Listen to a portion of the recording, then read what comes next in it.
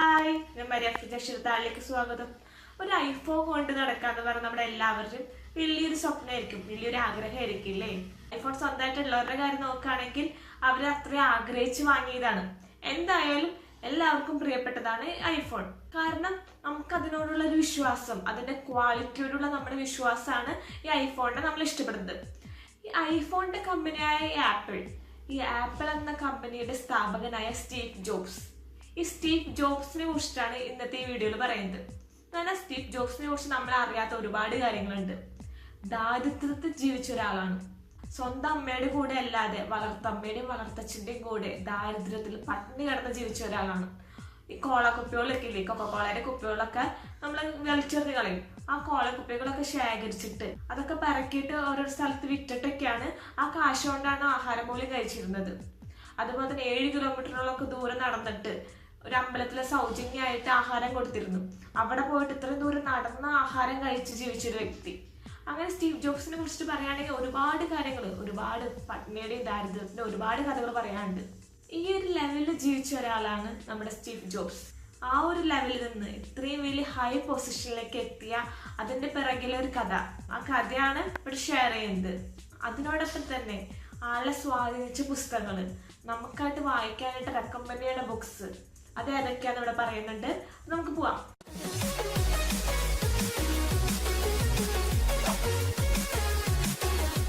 ഈ സ്റ്റീവ് ജോബ്സിന്റെ സ്വന്തം കമ്പനിയായ ഈ ആപ്പിൾ എന്ന ഈ ഒരു കമ്പനിക്ക് ഈ ആപ്പിൾ എന്ന ഈ ഒരു പേര് ഇടാനുള്ള കാരണം എന്താണെന്ന് അറിയോ?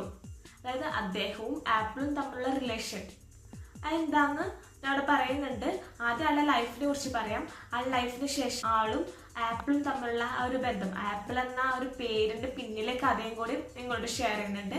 അത് നമുക്ക് ലൈഫിലേക്ക് അടക്കാം.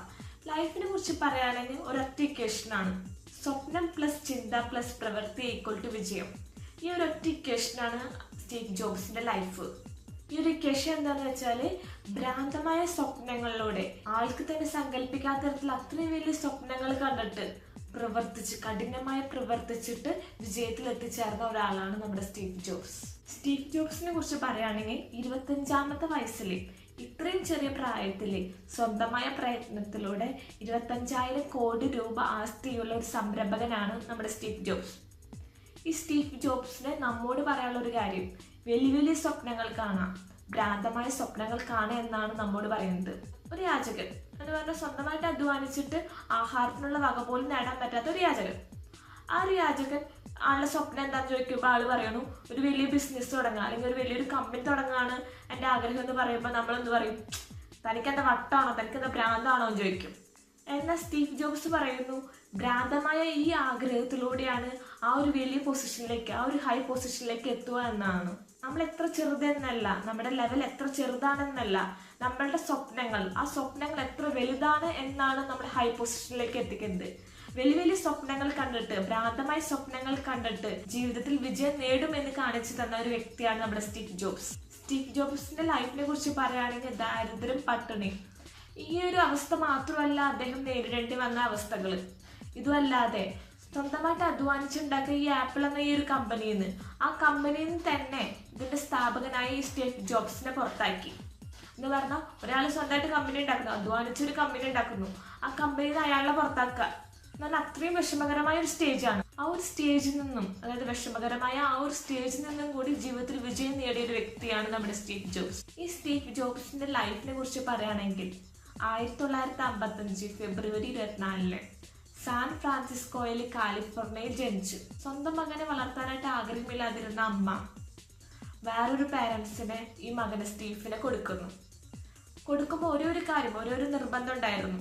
തൻ്റെ മകനെ നന്നായി പഠിപ്പിക്കണം, നല്ലൊരു കോളേജ് വിദ്യാഭ്യാസം കൊടുക്കണം, ആ ഒരു വ്യവസ്ഥയിലായിരുന്നു തൻ്റെ മകനെ കൈമാറിയത്. ആ എടുത്തു വളർത്തിയ പാരൻസ് ആകട്ടെ സാമ്പത്തികമായിട്ട് വളരെ താഴ്ന്ന ഒരു പാരൻസ് ആയിരുന്നു. എങ്കിൽ കൂടിയും അവന് ഉയർന്ന വിദ്യാഭ്യാസം തന്നെ കൊടുത്തു, പഠിക്കാനായിട്ട് കോളേജിലേക്കും പറഞ്ഞു വിട്ടു.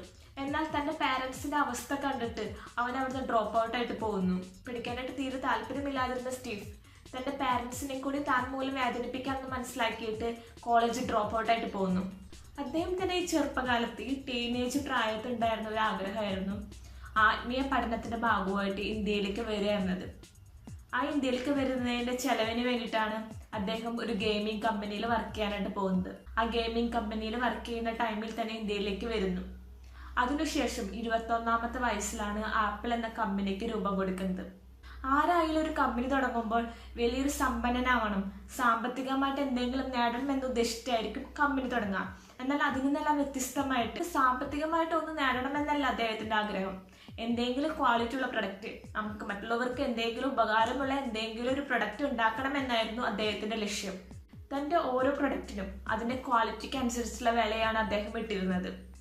അങ്ങനെ 21-ാമത്തെ വയസ്സിൽ ഈ ആപ്പിൾ എന്ന കമ്പനി സ്റ്റാർട്ട് ചെയ്ത നമ്മുടെ സ്റ്റീവ് 23-ാമത്തെ വയസ്സിലെ കോടീശ്വരനായിട്ട് മാറി. ലോകത്തിലെ ഒരു കോടീശ്വരനായിട്ട് സ്റ്റീവ് മാറി.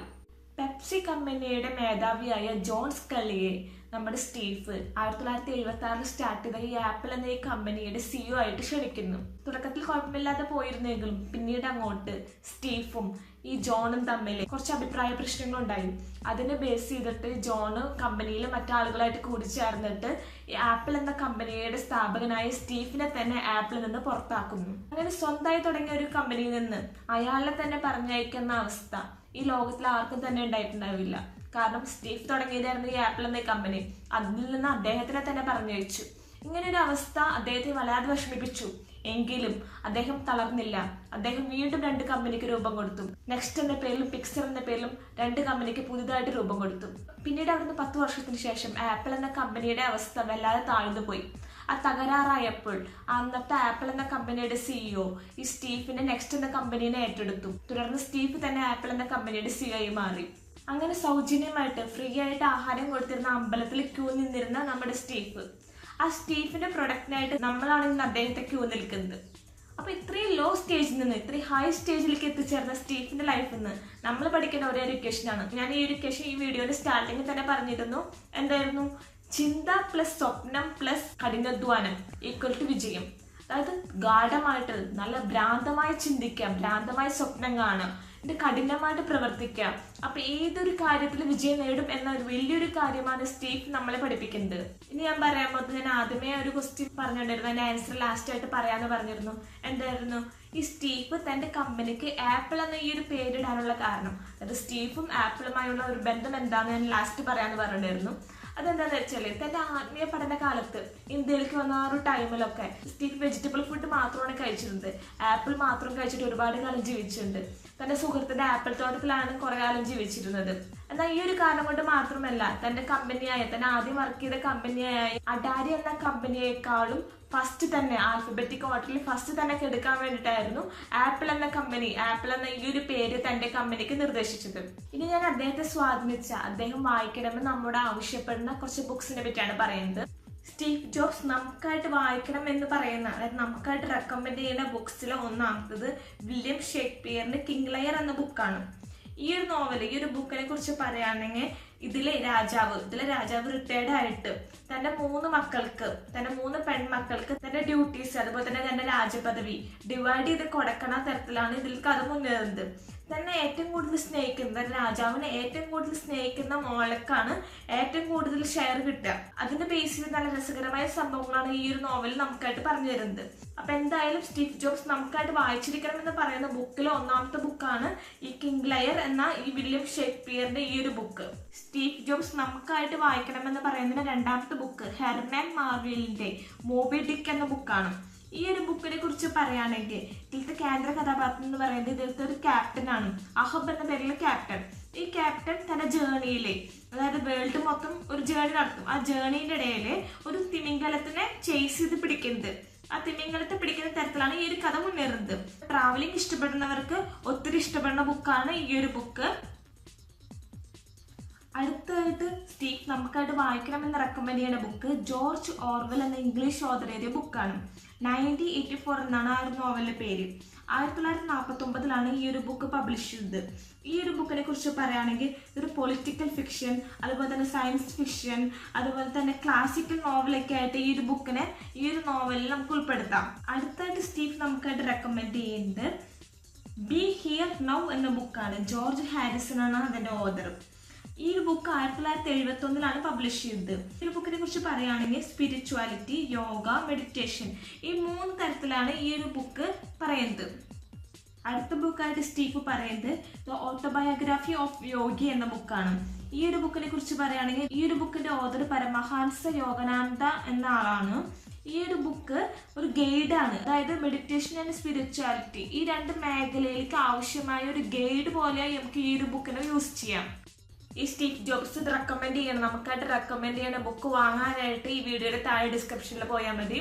ഇപ്പം ഈ പറഞ്ഞ സ്റ്റീവ് ജോബ്സിന്റെ ലൈഫിനെ പറ്റിയും ആ ലൈഫ് നമ്മൾ പഠിക്കുന്ന പാഠങ്ങളെ പറ്റിയും അദ്ദേഹം റെക്കമെൻഡ് ചെയ്യുന്ന ഈ ബുക്സിനെ പറ്റിയും നിങ്ങൾക്ക് ഇഷ്ടപ്പെട്ടു വിചാരിക്കുന്നു. ഈ വീഡിയോ നിങ്ങൾ ഇഷ്ടപ്പെട്ടുവെങ്കിൽ നിങ്ങൾ എന്ത് ചെയ്യണം? ലൈക്ക് ചെയ്യണം, കമന്റ് ചെയ്യണം. ഇതുവരെ സബ്സ്ക്രൈബ് ചെയ്തില്ലെങ്കിൽ സബ്സ്ക്രൈബ് ചെയ്യണം. ക്ലിക്കിംഗ് സൗണ്ടിൽ നോട്ടിഫിക്കേഷൻ വരണമെങ്കിൽ ബെൽ ബട്ടൺ ക്ലിക്ക് ചെയ്യണം. അപ്പോൾ അടുത്ത വീഡിയോ ആയിട്ട് വീണ്ടും കാണുന്നവരെല്ലാവർക്കും ബൈ. Thank you.